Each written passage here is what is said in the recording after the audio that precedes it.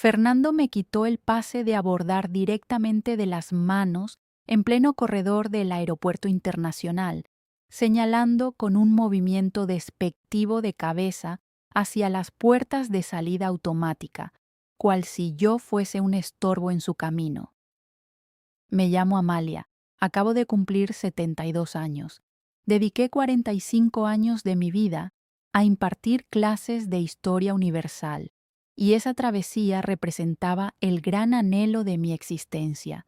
Lo que mi hijo ignoraba, y estaba por descubrir de la peor manera, era que la tarjeta platino que había financiado cada detalle de ese viaje de lujo llevaba mi nombre impreso y cargaba con toda mi indignación.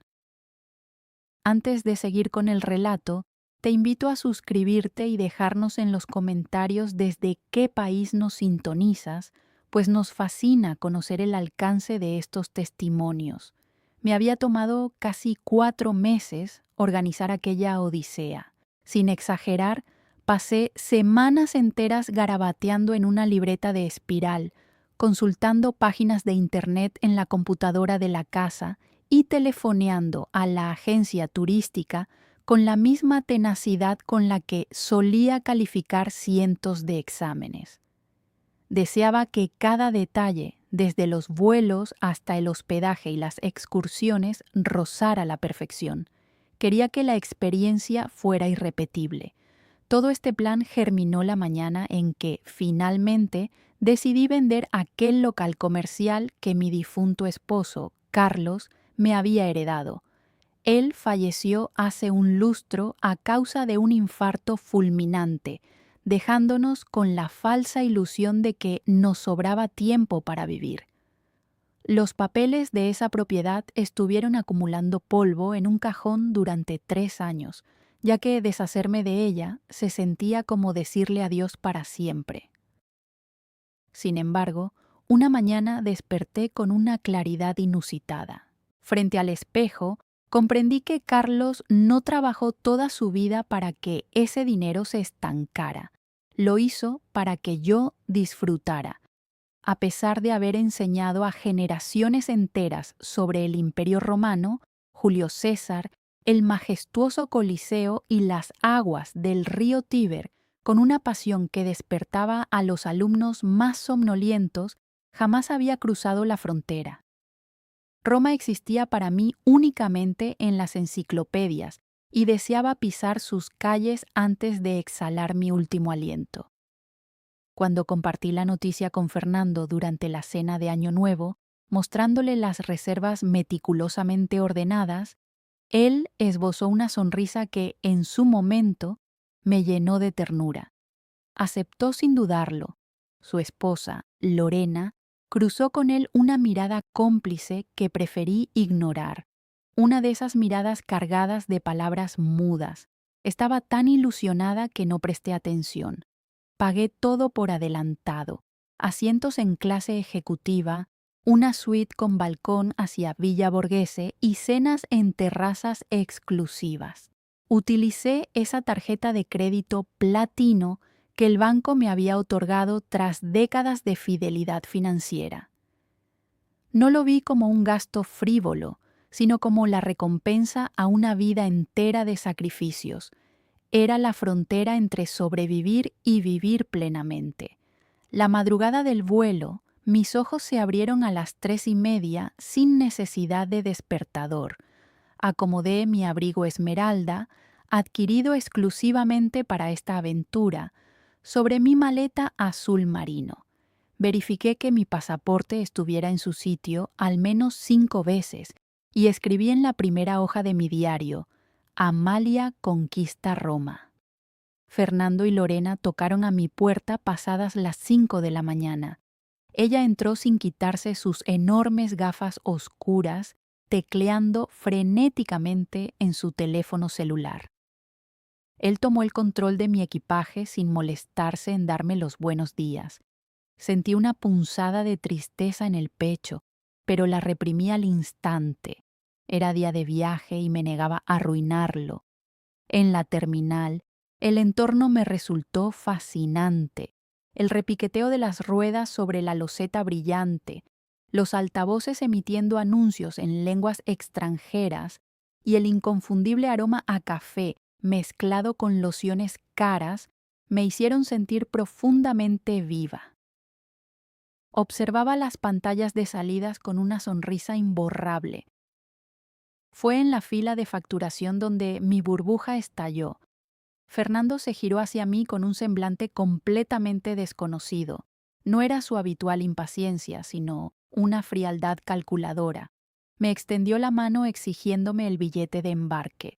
Con la ingenuidad de una madre que cree que su hijo quiere ayudarle con los trámites, se lo entregué sin chistar. Él lo dobló lentamente y lo guardó en el bolsillo interior de su chaqueta. Cuando le cuestioné qué hacía, se acercó a mi oído y pronunció palabras que se tatuaron en mi alma como ácido. Me informó que yo no viajaría a Italia, argumentando que el trote me agotaría en un par de horas y terminaría siendo un lastre para ellos, ya que planeaban disfrutar de una segunda luna de miel. Con la crueldad de quien disfraza la malicia con susurros, me apartó de la fila y me ordenó tomar un taxi de regreso a mi hogar para cuidar a sus 2 perros labradores. Me estaba reemplazando por un par de mascotas. Quedé petrificada en medio del bullicio, aferrando mi bolso contra el vientre, sintiendo cómo se me fracturaba el corazón. Los transeúntes me esquivaban como a un obstáculo. Escuché a mi nuera soltar una carcajada disimulada, comentando que Roma estaba atestada de turistas y que en el fondo me hacían un enorme favor. Vi cómo Fernando arrastraba mi equipaje hacia el mostrador sin dignarse a voltear. Me descartó del mapa como quien corrige un error ortográfico. Durante un instante interminable consideré rendirme. Pensé en caminar hacia la salida, volver a mi casa, hundirme en mi viejo sillón y llorar amargamente mientras ellos brindaban con champaña a 10.000 metros de altura. Habría sido lo más sencillo, la reacción típica de la Amalia sumisa, la abuela invisible, la mujer que pide disculpas por ocupar espacio, pero entonces, buscando un pañuelo en mi bolso, mis dedos tropezaron con el relieve del plástico de mi tarjeta platino. Un relámpago de lucidez atravesó mi mente. Yo lo había pagado todo. Hay una brecha abismal entre las lágrimas que brotan del dolor y las que nacen de la indignación. El dolor te encorva, pero el coraje te levanta. Mientras permanecía inmóvil junto a un pilar de concreto, experimentaba ambas emociones. El dolor me recordaba al niño que amamanté, al que llevé en brazos al hospital en madrugadas heladas, al que le financié la universidad trabajando dobles turnos. La indignación era contra mí misma, por haber bajado la cabeza tantas veces. Recordé las rabietas de Fernando cuando una camisa no estaba planchada, los desplantes de Lorena ordenándome que no tocara sus cosas. Yo había justificado esos maltratos asumiendo que envejecer implicaba volverse inútil, transformarse en un mueble más. Pero en ese pasillo comprendí una verdad irrefutable. Los muebles no poseen tarjetas de crédito con acceso VIP. Me erguí de golpe y me froté las mejillas. La textura de mi abrigo esmeralda me raspó ligeramente el rostro, terminando de sacudirme el letargo. Respiré hondo, llenando mis pulmones de ese aire impregnado de combustible y adrenalina, y giré sobre mis talones. En lugar de buscar un taxi, me dirigí al módulo de atención a clientes de la aerolínea. Aguardé mi turno con la misma estoicidad con la que vigilaba exámenes finales durante horas de silencio absoluto. Al llegar frente al empleado, me presenté como una mujer dueña de sí misma, con una mirada implacable. Deposité sobre la cubierta mi pasaporte y mi tarjeta con un movimiento seco, como el mazo de un magistrado dictando sentencia. Exigí la anulación inmediata de los pasajes de mis acompañantes. El joven parpadeó, desconcertado, indicando que ya habían documentado equipaje. Utilizando mi tono de profesora, le aclaré que yo era la titular de la cuenta y ordenaba la cancelación total, solicitando que el sistema bloqueara sus accesos en la puerta de embarque. Él tecleó rápidamente, imprimió los comprobantes y me pidió firmar. Mi firma jamás lució tan majestuosa. Con cada trazo de tinta, sentí cómo me liberaba de toneladas de ingratitud acumulada. Indagué sobre el destino de sus maletas y el joven me confirmó que, por protocolos de seguridad, el equipaje debía ser retirado de la bodega si el pasajero no volaba. Perfecto. Me encaminé directo a los filtros de revisión. Conservaba mi pasaporte y mi pase de abordar electrónico en el teléfono móvil, el cual mi hijo no me exigió asumiendo que, a mi edad, era incapaz de manejar la tecnología. Superé la seguridad con el pulso acelerado, no por temor, sino por la euforia embriagadora de quien ya no tiene nada que perder. Busqué refugio estratégico detrás de una columna con una vista inmejorable del mostrador de abordaje. Fernando y Lorena aparecieron poco después, rebosantes de soberbia, riendo y tomándose fotografías, celebrando lo fácil que había sido engañarme. Cuando anunciaron el acceso prioritario, corrieron presurosos a la fila. La azafata escaneó el billete de mi hijo y un zumbido agudo y denegatorio resonó en el lugar. Una luz roja destelló. Noté la tensión en su espalda y cómo Lorena dejó de sonreír. Él gesticulaba, convencido de que era una falla del sistema, pero tras un segundo escaneo, el rechazo fue el mismo. La empleada comenzó a verificar en su monitor con rostro circunspecto. Yo permanecía oculta, deleitándome con la escena, idéntica a la maestra que observa al estudiante descubrir que reprobó la materia. El instante en que Fernando comprendió su realidad fue lento y poético. Su expresión mutó de la confusión a la incredulidad, dándose cuenta de que el pedestal sobre el que pisaba acababa de colapsar. Giró la cabeza frenéticamente hacia todas las direcciones, buscando a la anciana indefensa que debía estar sollozando camino a casa. Di un paso al frente, abandonando mi escondite. Me planté con aplomo, sujetando mi bolso con firmeza a la altura de mi cintura, adoptando la misma postura autoritaria que imponía respeto en el aula. Nuestros ojos colisionaron a la distancia, y por primera vez en su vida no vio a un estorbo, vio a Amalia.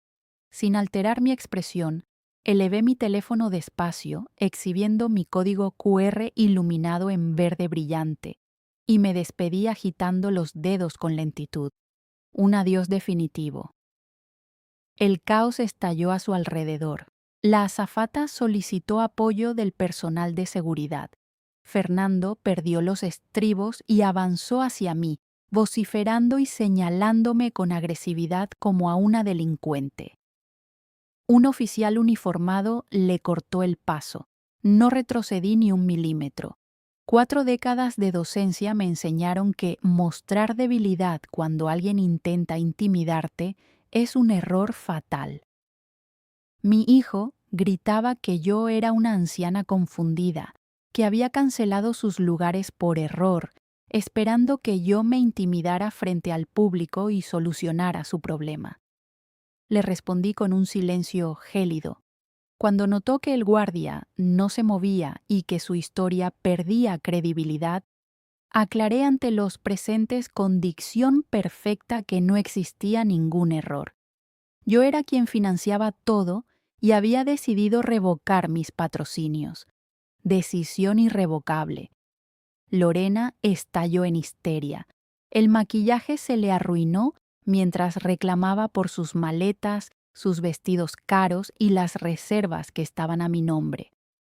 Asentí tranquilamente, confirmándole que absolutamente todo me pertenecía y que prefería disfrutar de mi propia compañía antes que viajar con quienes me trataban como a basura vieja. El oficial tuvo que toser para disimular una risita En un último recurso patético, Fernando utilizó ese tono meloso y lastimero que empleaba cuando requería dinero para pagar sus deudas. Me suplicó diciendo que no podía hacerle eso a su propia familia. Sentí una brevísima opresión en el pecho al ver el rostro del hombre que vi crecer, pero al recordar sus palabras ordenándome cuidar a sus mascotas, la lástima se evaporó por completo. Le di la espalda sin contemplaciones y marché hacia la puerta de embarque. Mis zapatos resonaban sobre la alfombra. Escuchaba sus gritos a mis espaldas, pero sonaban a ecos de una vida ajena que ya no me correspondía. La sobrecargo me recibió con una mezcla de asombro y admiración. Escaneó mi pantalla y el dispositivo emitió ese dulce tono de aprobación VIP. «Bienvenida a bordo, señora Amalia», me saludó cálidamente. Crucé el túnel de abordaje sintiendo que el aire olía a aventura fresca. La cabina ejecutiva era un refugio silencioso. Me acomodé en mi asiento junto a la ventanilla. Nadie me exigiría cambiar de lugar porque le molestaba el sol, nadie se quejaría de mi ritmo al caminar. La azafata me ofreció champaña antes del despegue y la acepté con deleite sin culpas. Mirando a través del cristal, imaginé a Fernando y Lorena lidiando con los empleados para recuperar su equipaje, ella arruinando sus costosos zapatos de tacón en la terminal mojada por la lluvia.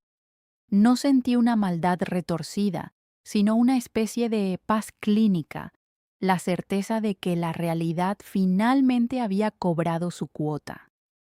Una vez en el aire, pagué el acceso a Internet, un gasto que antes habría considerado despilfarro y que resultó ser la mejor inversión de la jornada. Mi teléfono vibraba descontroladamente, llamadas perdidas y un torrente de mensajes que evolucionaban del enojo a la súplica total. En uno de los audios, mi hijo confesaba, desesperado, que las terminales rechazaban sus tarjetas. Instantes antes de abordar, había ingresado a mi banca móvil para congelar los plásticos adicionales que yo les pagaba. Estaban varados, sin coche, sin un centavo y con 4 pesadas maletas. Redacté un único mensaje cortante. Les recordé que tenían juventud y salud, que el transporte público era económico y que, si necesitaban efectivo, empeñaran sus cosas. «Nos vemos en 15 días. No olviden darle su medicina al perro a la hora indicada». Envié el mensaje y activé el modo avión. La desconexión fue sanadora.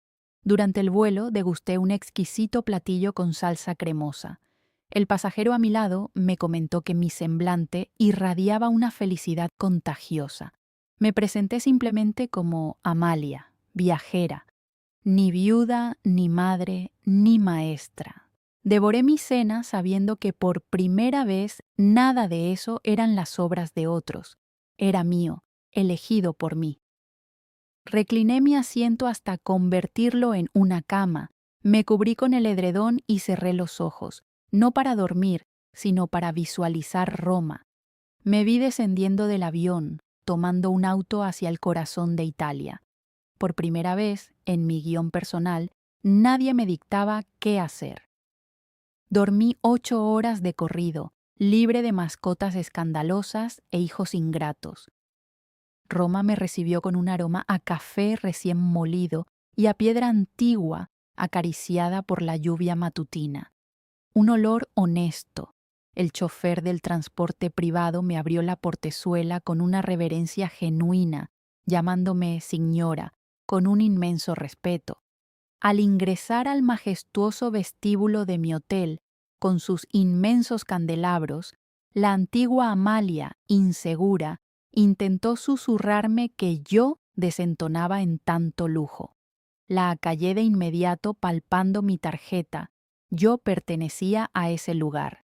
El recepcionista me ofreció comodidades gratuitas y vino al explicarle en mi inglés básico el inconveniente logístico de mi equipaje.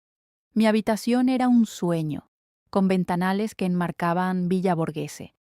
Esa urbe que solo habitaba en mis libros de texto se materializaba ante mis ojos, bañada por el sol otoñal.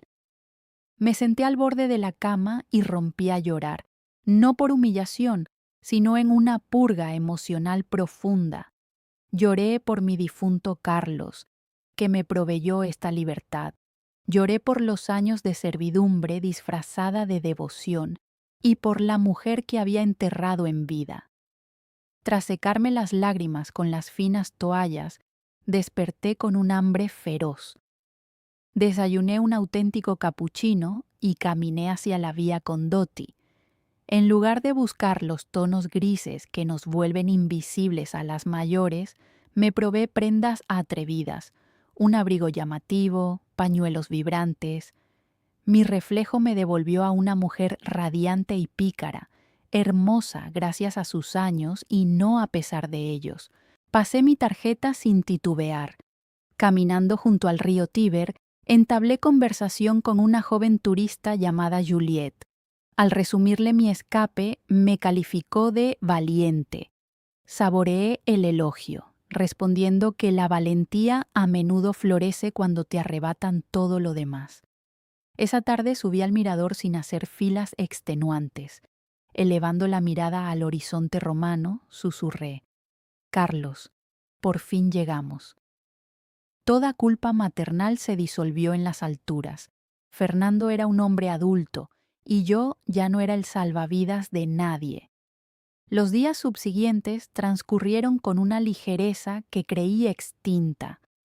Dominé el sistema de transporte, me perdí y me reencontré. Disfruté de la auténtica gastronomía local sin pedir permiso a nadie, visité los museos vaticanos y admiré las obras renacentistas a mi propio ritmo.